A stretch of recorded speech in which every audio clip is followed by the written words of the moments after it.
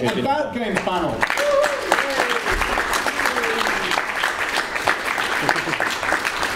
We've already met a couple of you today or yesterday, but perhaps we could just go around the panel and you guys could all give a few words to introduce yourselves so that we know.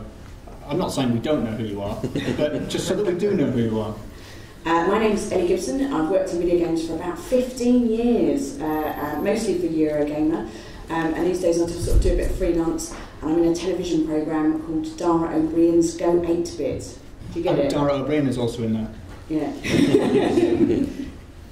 Hello, I'm John Walker from Rock Paper Shotgun, and previously lots of magazines and things, and Eurogamer as well. Yeah. Cool. I have my own. I'm Richard Cobbett, again about 15, 16 years of games journalism for more or less everyone who would pay, and more recently doing quite a bit of sort of actual proper games writing and so on. And my name is Michael Stein and I'm writing for adventure-treff in Germany. I've been doing it for about 8 years now. I'm more a news writer than an article writer, so that could be something different to you. I win, 17 years I win. And that's the end of the panel. Don't try and clap us into an early lunch. So, like Space Quest stories. What we've got here is, AdventureX out there. People have put together, a wonderful series of indie games that they've poured their heart and their soul into, and then you guys come along and you review it. Why? Why would you? Are you just bad people, or? In our defence, you send us copies. In our defence, we asked for it. I suppose my genuine first question is... A text adventure killed my parents. Well, I'm sorry to have brought that up. But I suppose my real first question is it enjoyable to write a really bad review? Thank you. Definitely. Like I knew it! Not only is it enjoyable, it's much easier, I find. It's much easier, sadly, to slag something off than it is to be nice about it. Because, for me anyway, because I'm not a very good person. So, no, but I feel like it is, for me it's enjoyable, maybe not for normal people. But having said that, I would never do it on purpose. I would never do it if the game is genuinely good. I would never pretend it was shit just to... Are we allowed to swear? Yes. We are now. Yes, I think we had some mother Fs yesterday. Oh, really? Oh, my goodness. But also, I like to try and put humour into my writing, and it's much easier to be funny about something that's terrible than something that's good. I think. Would you agree? Yeah. I would agree. Although I would say the hardest game to review is mediocre. That's by far the hardest to write about and to be funny about. To kind of go, but for 1,000 words is hard. But yeah, there's a balance, and I think you have to have some sort of ethical guideline in your head about what you're doing. You can trip over the edge. So yes, it can be really fun to take apart a game that's terrible, but I think a lot of it is based on how many people made it. It's no fun to take apart a game that two guys made in their bedroom. That's not fun, and it's not entertaining to think about cruel ways to slag it off. But if it's made by Activision and 150,000 people made it over 3 years and they've done a terrible job, it's more fun. I can't justify that. I have no good reason why. You divide your rage among the number of people. No, but I don't. I'm just trying to be honest. It's massive hypocrisy because those people are just as hurt, I guess, by the review. So I've over the years, I think when I started out, I kind of got my name. Well, your early stuff was kind of cryo adventure games. Yeah, exactly. So PC Gamer. A lot of assassination kind of assignments. The joke is that when I got my first gig on PC Gamer, the editor gave me a couple of terrible games and said to review, and I did those, and he said, "Okay, now your baptism by fire is over. Would you like to have some good games?" And I always waited. But that's what they did. They gave me bad games because that's when I wrote my best copy, and I think that was easy. And I wish that I now look back and think I could have been more constructive, I guess, in some ways. But then Creo games were absolutely terrible, and everyone who liked them needed to be told what idiots they were. CRYO? Yes. They were awful. I didn't know what you were talking about. Games like Schism 2. I loved them. They were terrible. They were absolutely atrocious, and people thought they were great. And so that actually motivated. Sorry, I'm rambling on, but that motivated me to write negative reviews, not to attack the developers, who I imagine worked extremely hard, but to attack the idiots who bought them. And that was my drive. Oh, Richard, you're not known for being quite as horrible as John. Oh, it depends who you ask. I can think of a few companies, including one guy from yesterday. But no, I would say that from my point of view, I think that there's. Has everyone seen Ratatouille? There's a scene where there's a critic there. It's meant to be an attack on critics, but I actually agree with it 100%. And I can't quote it directly, but basically the gist of it is negative reviews are fun to write and they're fun to read, but ultimately they don't mean all that much. And I think while you're writing them, while you're reading them, you have this wonderful, satisfying sense of justice being done. You are taking down this kind of monstrous thing. And I think, especially if you kind of watch, say, YouTube kind of critics over the last few years, that's kind of, to some extent, sort of shown me the problem with that. That when you're kind of playing something which is out now, sort of fine, people are buying it, but when you kind of sort of see the same thing applied to like Back to the Future from like 1988 or whatever, and the same kind of level of rage is kind of going into it, it starts to feel a bit pointless. And I've always found that for me, the games which I think are fun to slag off are the ones which just are lazy. Well, I hate the word lazy, let me correct that. But the ones that sort of fail on a sort of deep level, the ones which are horrible to slag off are the ones where you can feel the love, but it hasn't worked. And there are a lot of those, and those are crushing. Where you're sort of playing, and you can see it's somebody's life work, you can see all the passion that's gone into it, but they just fundamentally have missed the point, they've kind of missed the thing. And I actually had a point during the mid-2000s when I was having real trouble with this, because I was getting a lot of games to review. So I'm good at being nasty to games, a bit like John. It's easy to be funny. It's impossible to be funny about a mediocre game. There's nothing to say. You don't want to be funny about a great game because you're too busy, waxing lyrical about how great it is. With a bad one, you have license to really I'm going to show you exactly how good I am at this. And after you've done it, I actually found that I felt hollow. Really bad, and not for an individual game, but it was negative game after negative game after negative game, to the point where people were giving me things they thought would look bad because it would be a funny assassination. And it was like, I don't want to do that. I have never sat down in front of a game that I want to be bad. I always want it to be good. There is no company, now or ever before. And even if I have slated their games and they have fired back and we've had massive arguments, there is no company that I don't like that I wouldn't be thrilled to prove me wrong with the next game. And that does happen. And so for me, it's fun, but there is a cost to it. And I think you have to be very, very careful, otherwise you just slide into being clever for its own sake. I apologise for that rambling answer. So Michael, you mentioned that you were news rather than reviews, but AdventureTreff is a big champion of adventure games. So how does it feel when your site is saying, don't play this one, it's terrible? There are games that are really terrible.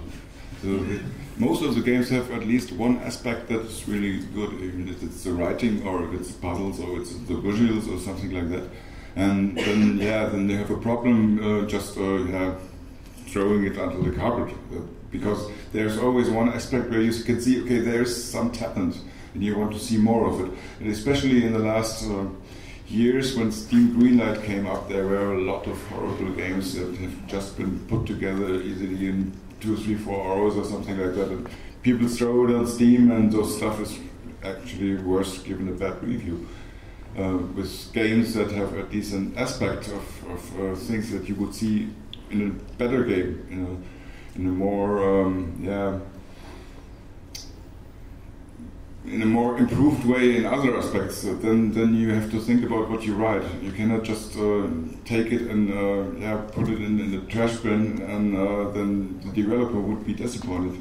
Do you think that's got easier now that there are more adventure games again? I remember about 10 years ago describing dedicated adventure game sites as like sites for heroin addicts reviewing heroin. And so you're like, it exists! Oh my god, it exists! And so the reviews were overtly positive. Now you've got, is it easier to be negative about games now there's more of them? No, I don't think so. I think our job is to tell our readers if a game is totally crap, because if it is, then it's not worth buying, so we have to tell them. And it was there 10 years ago, it is now. But today we see another aspect, because the adventure game is developing in the different new branches, like exploration games, or some call them walking simulators or whatever, games without even having dialogues or something like that still work.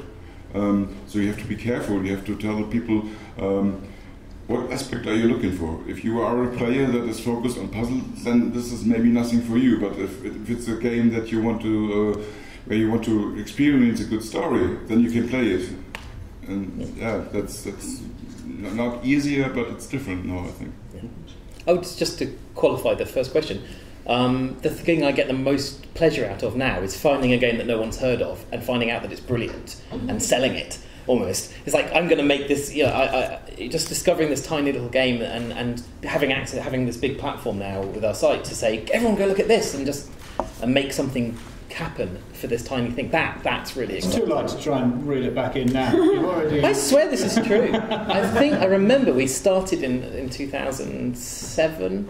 There's a game called Nelly. I can't remember. I forget. But I remember having the opportunity to do that all the way back then. And that was one of the first times we got to do it on the site. It was very nice of you to get it right up. Thank you.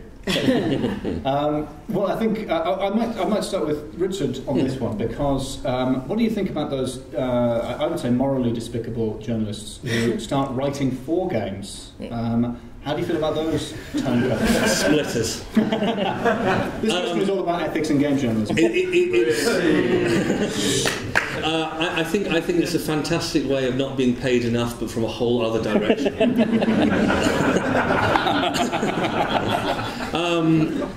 I think it's very satisfying to do, and I think that one of the weird things with games journalism, kind of overall things, is that people don't like crossing the streams. And so if you're looking at book reviews, generally books will be reviewed by authors. If you're looking for film criticism, obviously it's considered a good thing, like say it's a Siskel and Ebert to ever have some kind of background experience, that they kind of know the wires underneath it. With games, there's like a wall which I don't think should be there. Now obviously you shouldn't review or kind of sort of talk too much about your own stuff, because obviously there's a massive issues there. But it seems weird that people will actively turn away from expertise in favour of what I reckon. And I think a lot of games journalists do actually know a lot about how games are made. I think it's a mistake to think that everyone's completely ignorant, but not everyone does. And I think a lot of the time when you're sort of reading things, and again that sort of leads to the dreaded word lazy, which I realise I actually slipped into earlier on, and I will flagellate myself for it later. But words like that are just wrong. Like making any game, even a piece of shit Unity knockoff, is hard. And I think it befits anyone who's writing about them, not necessarily to go easy on things because of that, absolutely not, but I think that if you do know why some things are the way they are, then you're better at your job. See, I so strongly disagree with this, because it's it's really interesting. My colleague Jim Rosignol, who started RPS with me 10 years ago, he's now, he created So You're Being Hunted a couple of years ago. He's got this new game coming out next year. And he tells me, oh my goodness, I can't believe all the times I said X about a game, and now I've realised I'm encountering that problem and I'm having it too, or whatever. So I know that I'm not, whatever issue he may have had with his game, he's realising why it's happened to other developers, and he's criticised it. I'm like, don't tell me this, because it doesn't make any difference whatsoever to me. If I'm playing the game and this bit's rubbish, I don't care why it's rubbish or how difficult it was to stop it from being rubbish. It's still rubbish. I'm not really thinking in those sort of terms. I think that generally, if something's bad in the game, nobody knows it better than the developers who did it. What else? But if you're thinking, I know how hard it is. No. I'm not thinking about kind of making allowances for that. What I mean is like knowing something about the mechanics, kind of underlying thing. In the same way that if you're reviewing a strategy game, you kind of have to know how strategy games work. Like, for example, if you review Civilization, and you start, and you sort of criticise, this has always been criticised before, the higher difficulty levels cheat. And the reason they cheat is because we can't do AI good enough to actually play their own game. The computer has to be kind of given these advantages. And obviously that's just sort of one example of like knowing that why the limitations are there and kind of like how the game works. You can judge on how it's doing better. But conversely, I think you can also kind of go the other way and sort of look at something like, well, we can do better than this, and I know for a fact that we can do better than this, rather than, again, like being on an I reckon kind of level. Like, for example, if you're playing a role-playing game and you have a better understanding of like kind of what the sort of the potential is right now, what like the majority of kind of games do, like how the scripting kind of works under the hood, and then you get something which isn't doing any of that, then I think, again, it's something which you can pick up by playing, but I think it doesn't hurt to kind of just be able to kind of see the gears kind of, moving behind it. And I think the only way of doing that is to have practical hands-on experience to some extent. I don't know, again, I don't know if that's true, and I think you have to think about what the audience is for the game and the audience for your review, and most people playing the game won't have worked in games and won't understand the mechanics, and I'm not sure how useful it is to kind of explain that all the time and compensate for it and say, well, they could have done it. I think it's more about, for me, when I read a games review, I do, as childish as it is, I want to know if the game's any good or not. I want to know if they're going to enjoy it. I don't really care how many more polygons they could have potentially... Right, but one of these, it's not a binary thing. And I think that it's... I don't think many people would agree that that knowing less about games makes you a better reviewer. I think that generally we hire people who we think are experts for a reason, because even if they're not like... That's a very un-Brexit observation. Well, yes. Post-truth, I can say what I want. But I think we generally hire experts because, like I said, even if we sort of take the view that anybody can review... Let's say an adventure game. You sit someone down in front of an adventure who doesn't sort of know the rules, doesn't kind of know how they play, doesn't know how puzzle structure works... but you can get all that knowledge from playing a lot of adventure games. You don't have to have made it. You can, but I think you get a deeper level of it if you have some hands-on experience. And I don't think it's necessary, I just don't think that it's a bad thing. And I think what my point isn't that you have to have this, it's that there's quite often the belief in our industry that it's a bad thing because you're kind of crossing through the two sides. I think that having those is another weapon in your arsenal which you can use, and like many people do fantastic game reviews which would never mention. Even if you know the details, you're probably not going to bring them up. But I just think that having more information is never bad. And having hands-on experience kind of, I think, does give you a wider picture of the possible and the impossible. And a lot of game reviews, like you sort of read what they say they'd like done, and it's sort of, well, yes, but that's just not possible right now, especially in terms of things like AI and kind of more complicated features like that. Can I ask Ellie, while you have the mic, you've been in the position, like Richard, of having gone from being a reviewer to being in a position to be reviewed. You're on Dara O'Brien's Go 8 Bits, to give it its full title, and you perform stand-up comedy. You've just written a book, I think.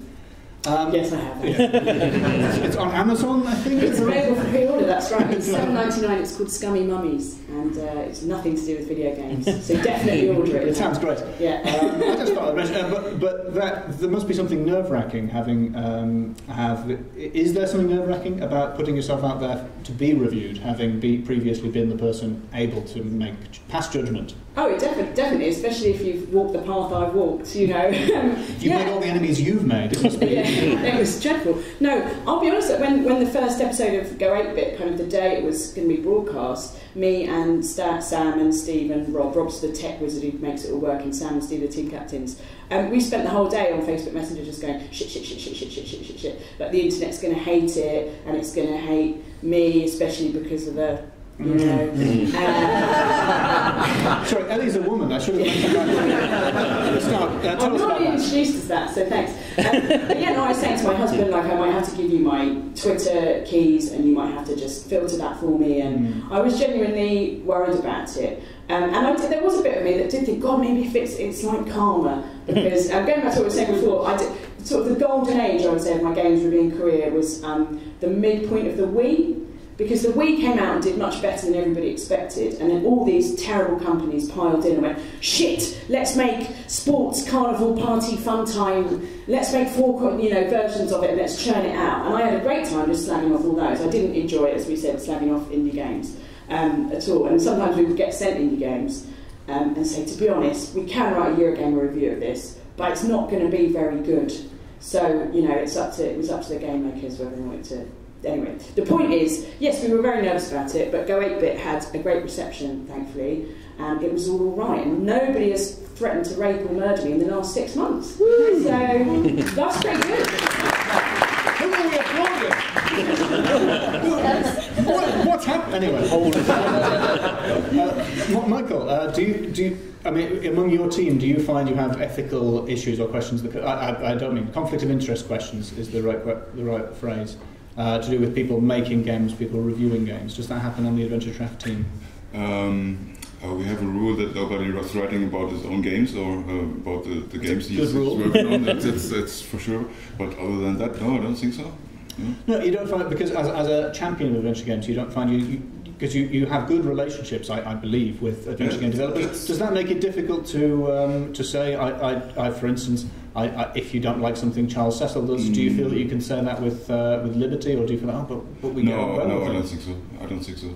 You have to be attractive, because otherwise you're not believable and people won't read you anymore. So I don't think so. There could be sometimes that we have a bit more information about the development process that could make a difference, maybe in the end, in the detail or something like that, but overall, no.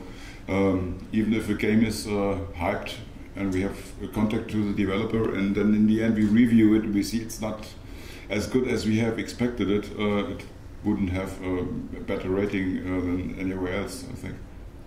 Well, I'll direct my next question to you again, Michael, because I sort of want to talk about whether narrative games, or, I mean, this convention began as an adventure game convention, and we're broadening that now, and we have quite a few different types of games on show today. But I think narrative, and particularly adventure games, are a niche. And when you started, they were much more of a niche. Are adventure games, are narrative games, is there a countercultural element? Are they uncool in a cool way, or are they still uncool? It's a good question. It was a long question. I mean, more than good. Especially with the new development of games like Gun Home, Firewatch, and all that stuff, all that narrative games that doesn't even have much puzzle elements anymore. It's getting more attention from I wouldn't say casual players, but from people who are interested in a good story, and less now in puzzle solving. So there is still an interest in traditional point-and-click adventure games, of course, but this genre is it's expanding into more different ways of games, and some of these forms are very successful at the moment. So we see the sales of games like maybe Firewatch, who have 4, 5, 6 times the sales of a traditional adventure game.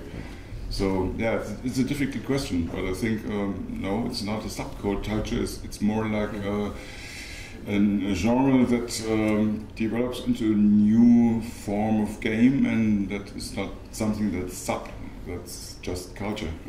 Well, I just want to say I bought this T-shirt off the internet like a normal person. It's not free.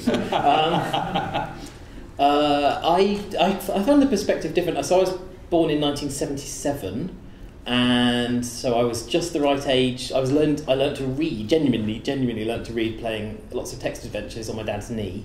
That's what games were. I had a ZX Spectrum, but rather than a knee. He was very advanced, cyborg human, and my dad tested text adventures for level 9. That's how cool my dad was. And my dad's Jossie, so that's better. Yeah. Anyway, and so adventure games were games. There weren't any other games. There was Pong on your telly, but that's what games were. And then it evolved into parser games and point-and-click games, and then at that point they split.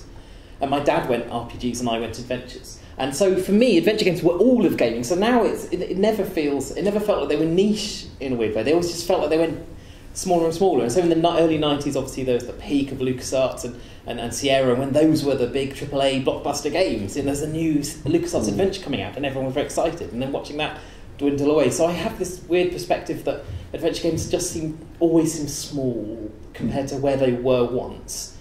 And I think that's probably behind the tiresome dead myth. I mean, I'd like to sort of just jump in quickly. So you said narrative games. I don't think that... Hard to make a non-narrative game, yeah. Well, I think you could make a football game, because there's no interesting story in football. But what I mean is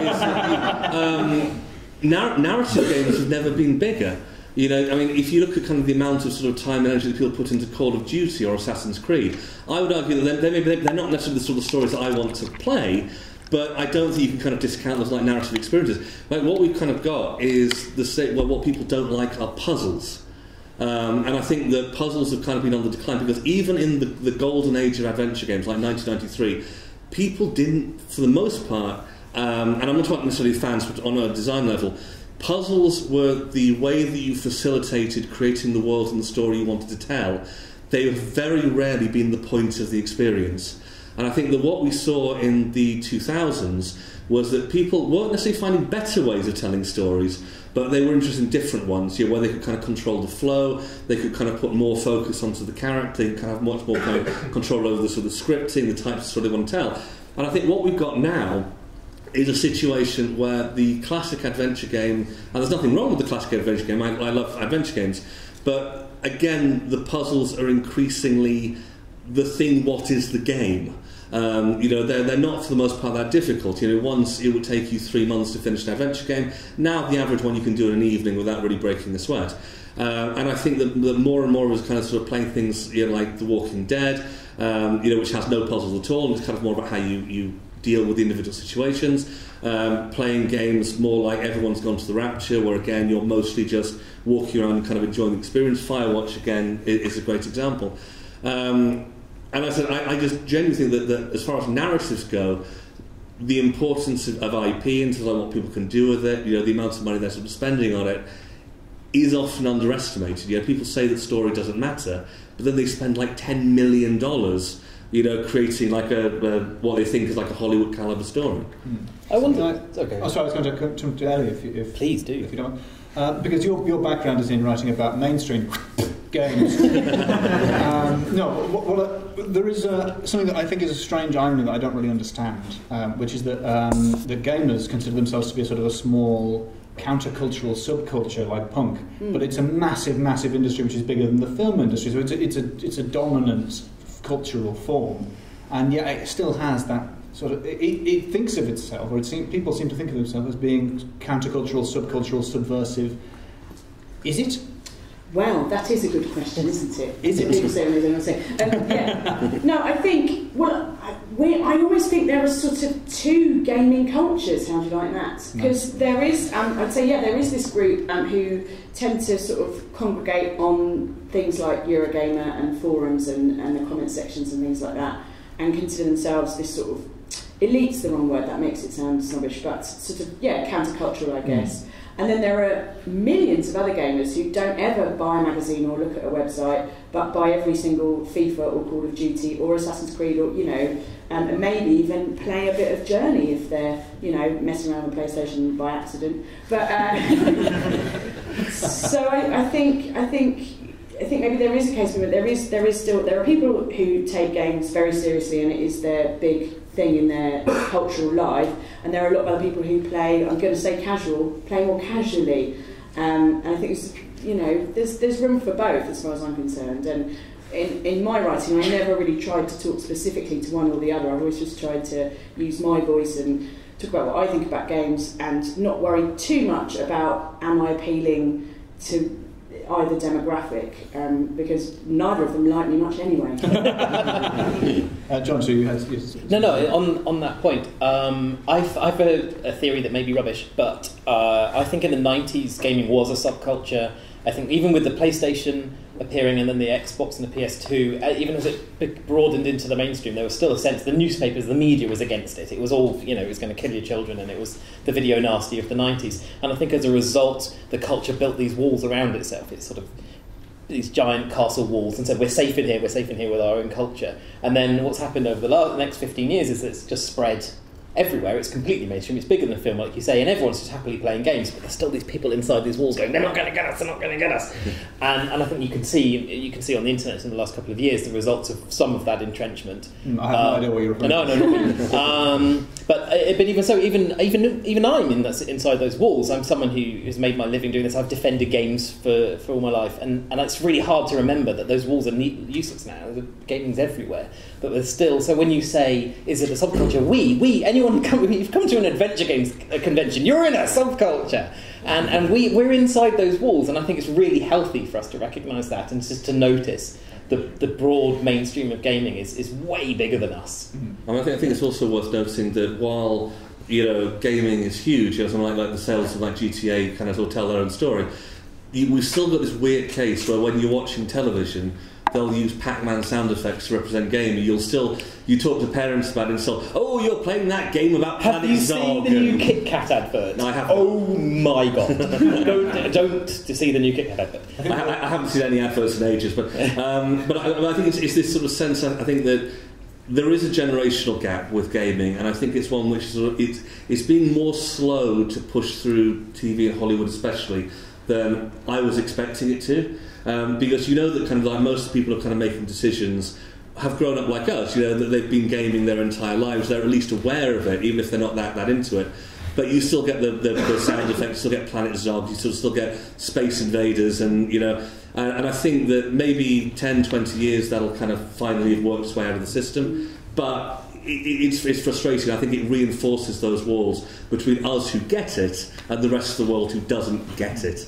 And this was a big issue for us when we were making Go 8-Bit and putting the series together, because there was a bit of tension. We got a producer called Darren, who's brilliant, who's made loads of brilliant television, loads of Graham Norton, knows nothing about games, has no real interest in them. But then there's me, there's another producer called Rohan, and there's Steve McNeil, and there's Rob, and we're all massive nerds. And we really care about games, and we really care about the way games are represented on the television. And we had sort of rules that we insisted on. That we banned the word of nerd and geek and things, even though we would describe ourselves like that. I've seen a lot of stand-ups at games events and awards and things do whole routines about, oh, you're nerds and you've got girlfriends and blah, blah, blah. And it's all very tedious. And we were like, we're not going to do that. We're not going to say either we're in this special little gang of nerds and this is only for them. But equally, we're not going to say, oh, people who like games are, lower than us.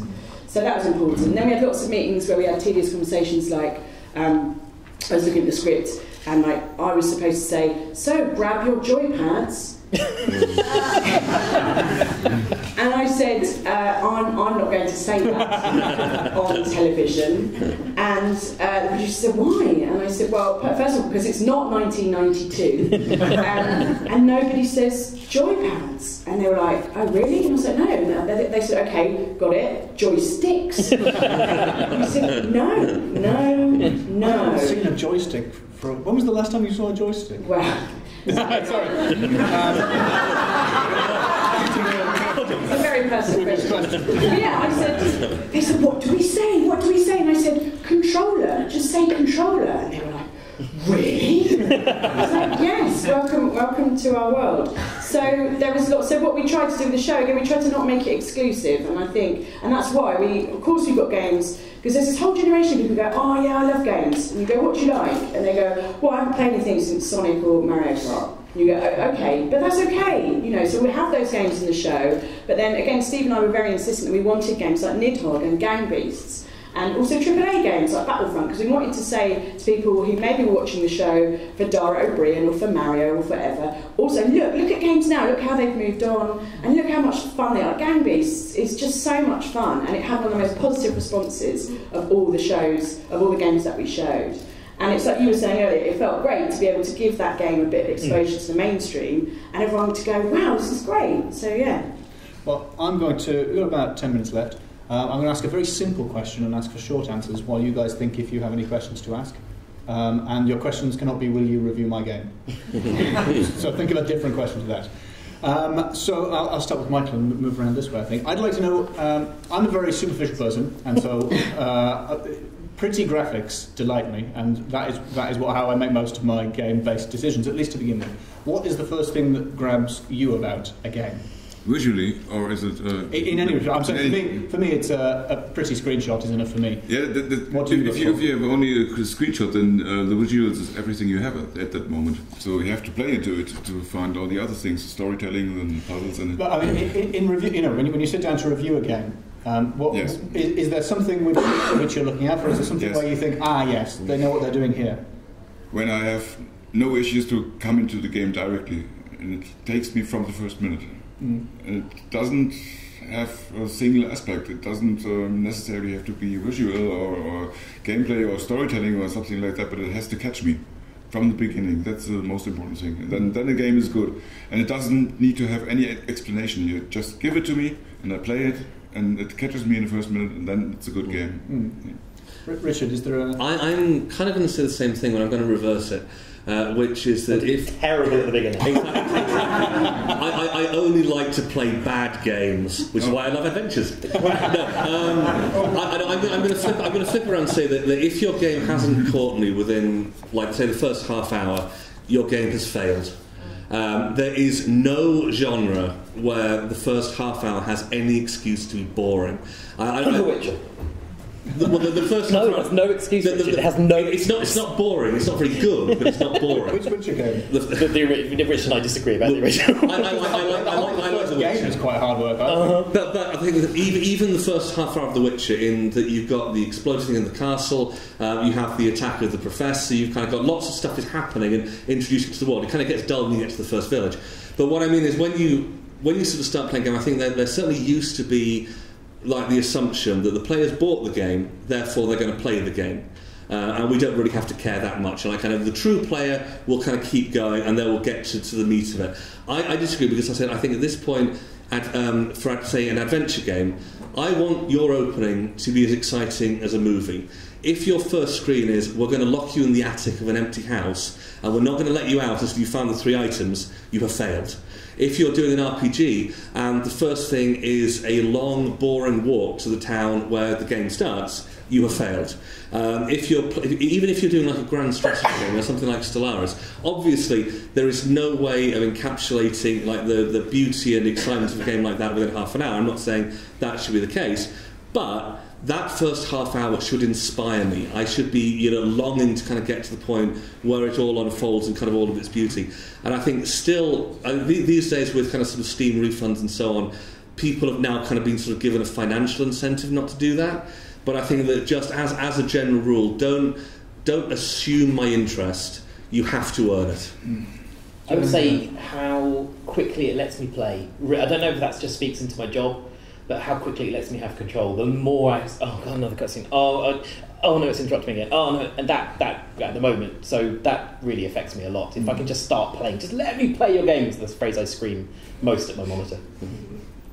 I agree with what they've said, so I'm trying to think of something different, and I can't, so I'm just going to be honest and say at the moment I'm playing a game called Juice Jam, which I chose from the App Store, which I like because it's a bit like Candy Crush. So there we go. It's grand. So you like a game that's a bit like Candy Crush? Games with small, brightly coloured, very pretty objects that make a little sort of rainbow sound when you match them up. That's what rainbow sound like. Just to be a cliche. I want to play that role. Okay. Yeah. If we have any questions from the audience, it would be great if we could direct these towards one of the panellists, because I don't think we'll have time to go through everyone for everything. I think you were first, sir? Yeah, okay, so not everyone. Well, one of you will have to. You just have to decide who you like best. Fight. Alright, so my question, you talked about how reviews are usually aimed at customers or at consumers. But do you think it's possible to do reviews aimed at the industry? John, you were the eldest in terms of career, so I suppose that should go to you. I've never thought about that, so I can't give you a good answer right now. But what I would say is when I write, I don't think about who my audience is. I just try to write something that's worth reading. And I try not to discriminate about who the audience is going to be, I guess. So that makes me conscious of what I try to use. I very deliberately tried not to use acronyms and phrases that you only understand if you're deep inside the culture. And I also try to avoid things that only speak to a straight white guy who lives in Bath, but that's the hardest part of my job, I guess. So I think I try to even just cast any idea of who's going to be reading it out of my brain, so it's as readable to the majority. If I can just chip in very quickly, it's also worth noting that a lot of companies do commission mock reviews. Usually they're to try and kind of get an idea of what the score's going to be, but sometimes it will be earlier than that to kind of like get maybe like an idea of how the game's going. Also, quite a few reviewers have been kind of used as consultants and so on for individual titles before, to try and get that kind of perspective. Overall, they're not the people who read the websites, but there is sometimes that kind of back and forth. That makes sense. This is going out to Ellie. Have you ever played a game and reviewed it and then revisited it a while later and found that your assessment has changed to an extent where you wish you could redo it? No, is the honest answer. I'm right about everything for eternity, Alistair. I haven't ever consciously done that. I would say, I'm trying to think, I remember replaying the original, so Tomb Raider is my favourite series of all time, and I was writing about one of the new ones, or maybe a retrospective, I can't remember, and I went back and played the PS1 version, and I was like, wow, this is dog shit. Specifically the visuals were a lot worse than I remembered, like in my head, it was a lot, you know. So I guess there are examples of that, but generally, I like to say that history has proved me right. You know, I got a lot of shit for giving Alan Wake and Dante's Inferno 7 out of 10. Don't remember the sequels. So there you go. Maybe I should do that. I don't know. Maybe I should do that. But I haven't. I have 2 small children. I don't have time to play video games that I've already written 1,000 words about. Really. Sharks never stop swimming. This is it. Any more questions? You guys spoke about what grabs you as you start a game. What grabs your attention maybe in a pitch email, in a cover letter, someone was approaching you, asking you to look into their game? I know the previous talk was about this, so I'll just give the quickest answer possible. Yeah. Short, link, that's it. And if you missed Michael's talk, it will be archived on the website, and I think answers that in quite a lot of detail. Anyone? Yes? You're all professional reviewers, and you do this for a living, and you get paid to do it, I assume.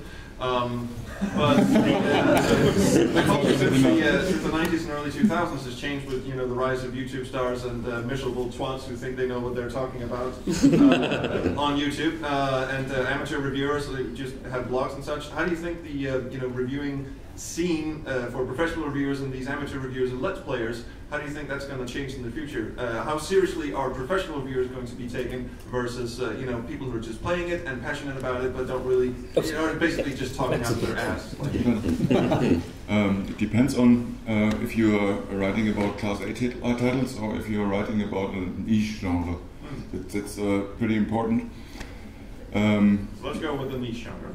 Yeah, because in the niche genre, like I told in my talk earlier this morning, I think for the specialized adventure game sites, nearly none of them can do it for a living. Most of us are doing it for free, and that means that we are fans of that genre, we are players of that genre, and that's the difference if you have to make money with it or if you do it because it's a passion. And I think that you have less pressure when you don't get paid for it. That's. I'd say in terms of that kind of the overall quality, I don't see why the two can't work together. Because there's always this sort of thing like has video taken over from print, and it's taken a cut out of it for sure. But a lot of people like reading, and they want to read the written review. Quite often a review is capable of talking about a game maybe in more complexity, just not because the person who's doing the video can't deal with those terms, but just because there's a difference between reading something and having a lecture on it. It's easy to follow in that respect, whereas conversely, with video, it's easy to see how it's sort of flowing. I personally like the two to complement each other really well, and that's how I choose them. There's some YouTubers I love watching and have huge respect for. There's a lot of the written reviewers I still go right back to, and I rely on both of them. I would say, sorry, very quickly, that it's an and rather than an or. It's our PSS numbers are up, PC Gaming's numbers are up, our Kotaku's numbers are up. All the websites have got more readers than they've ever had before, despite this. So therefore, they are as well as it's more people watching more stuff. It's not no one's hurting anyone, as far as I can tell. Thank you. We're out of time. Ellie, you didn't answer that question. Would you like to just say some words? My book, Scummy Mummies. Please join me in thanking the panel.